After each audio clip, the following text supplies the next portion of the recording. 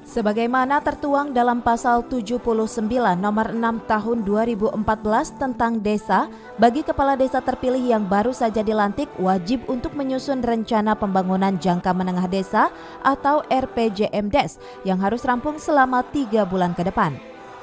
Hal tersebut disampaikan Bupati dalam sambutannya saat pelantikan 222 kepala desa terpilih se-Kabupaten Bogor di Gedung Tegar Beriman Cibinong, Kabupaten Bogor.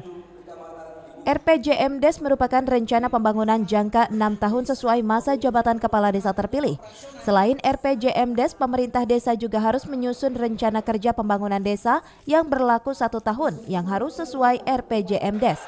Paling lambat 3 bulan setelah dilantik, kepala desa wajib menyusun rencana pembangunan jangka menengah desa atau RPJM desa untuk jangka waktu 6 tahun ke depan, yang disusun melalui musyawarah desa dan hasilnya ditetapkan dengan peraturan desa atau Perdes.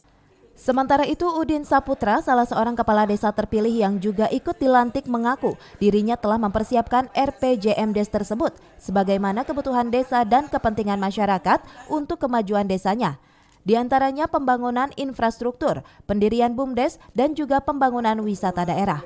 Jadi menyatakan untuk menyiapkan RPJMDes itu program 6 tahun ke depan, dan itu insya Allah saya sudah siap dengan staf saya yang baru semua. Insya Allah RPJMDes bisa dilakukan 3 bulan sesuai perintah Bupati.